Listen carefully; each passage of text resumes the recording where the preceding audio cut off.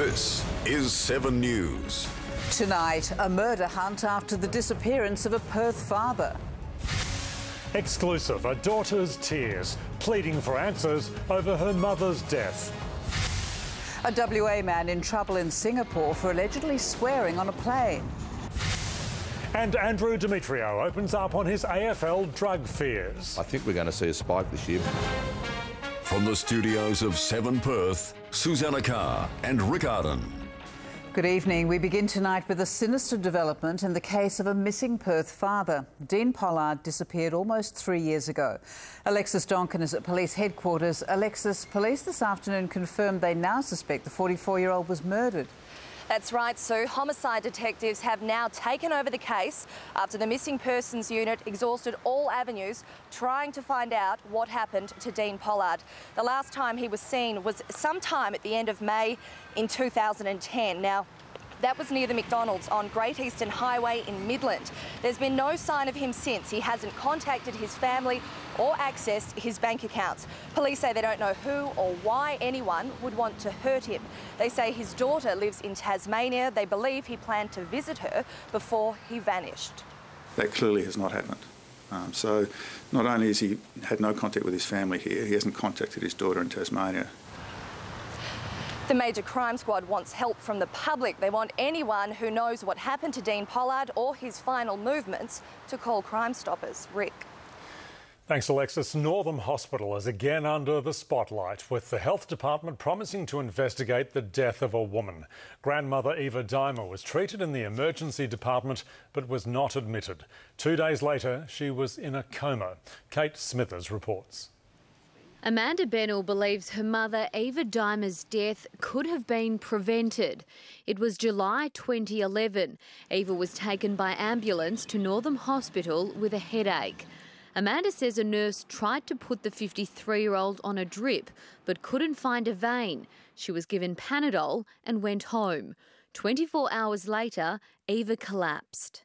By then it was quite serious and she was immediately rushed by helicopter to Royal Perth Hospital. There, Amanda was told her mother was brain dead. I put all my trust in that nurse, knowing that she's trained and experienced in what she does. Several other deaths have raised concerns about Northam Hospital, including 16-year-old Andrew Allen, sent home and told he had gastro. Andrew died from swine flu and pneumonia. And Lachlan Hughes, 12 days old, who had trouble breathing but was sent home twice. Health Minister Kim Hames says he's aware of Eva Dimer's death and it will be investigated as part of an examination into the medical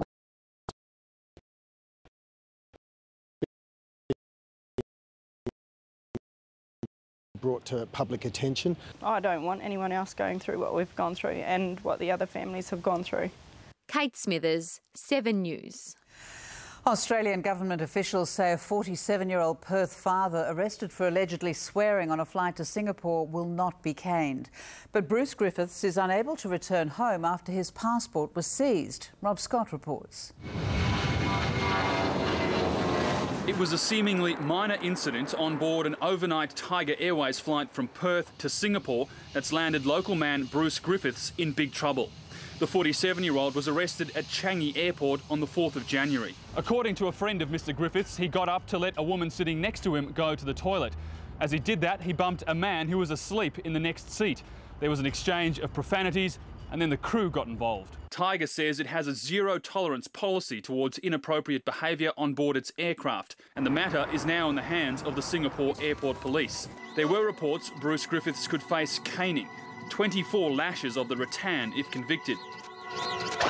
Today, the Department of Foreign Affairs said that won't happen, although it can't say what punishment he could receive. The 47-year-old has spent the past 19 days in Singapore. Authorities have seized his passport and he's not allowed to leave until the investigation is over. But friends say he's quickly running out of money. Rob Scott, 7 News. A British grandmother has been sentenced to death by firing squad in Bali after she was convicted of importing almost 5 kilograms of cocaine. Lindsay Sandiford is devastated by the verdict and now faces the same fate as some members of the Bali Nine.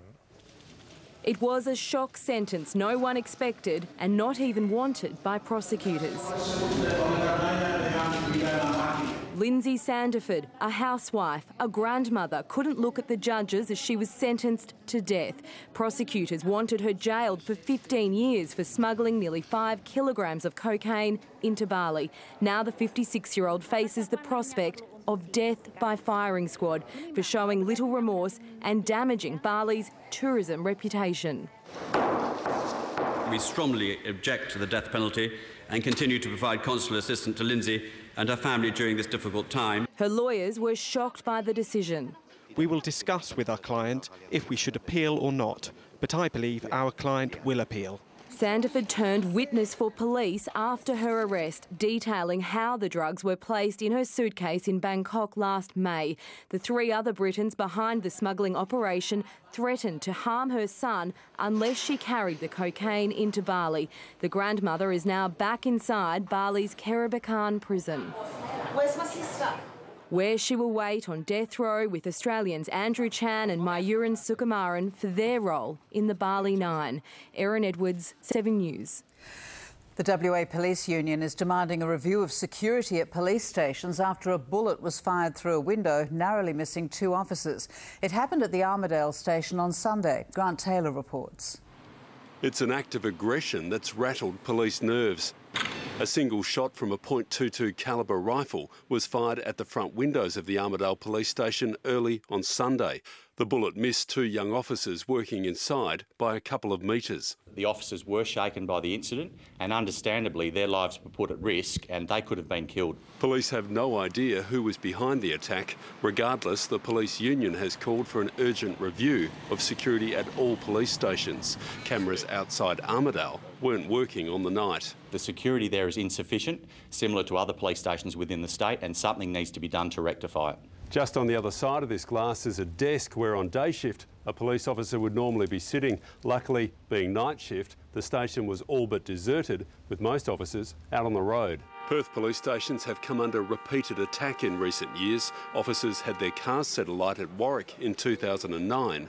A year earlier, over $1 million damage was caused to Joondalup police station after a burning car was driven through its front doors. There may be something to be learned from this, but a dangerous situation that someone would at random fire into a police station. Grant Taylor, 7 News. A storm off WA's northwest coast briefly became a cyclone today. Category 1 cyclone Peter has weakened and was downgraded to a tropical storm after crossing the coast near Point Sampson 2 hours ago.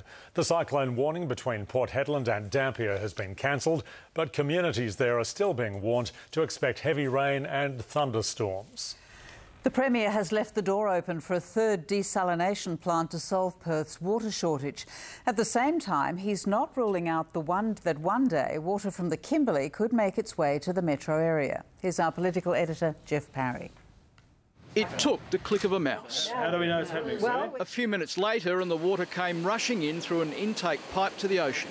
The first salt water destined to be turned into drinking water at the state's 2nd desalination plant. This does basically drought-proof Perth, that if we see further declines in rainfall, further declines in storage, in dams, further vulnerability to groundwater, you can always build more desalination plants. Not always a fan of desalination, the Premier sees more future in it than his once beloved water canal from the Kimberley. The grand vision of one big project, I think that has gone. Massive pumps are still to be installed before water from the 2nd plant comes online. It will be April before the water from the 2nd desalination plant hits the Perth network. When it's fully operational, it will be providing half of Perth's water needs.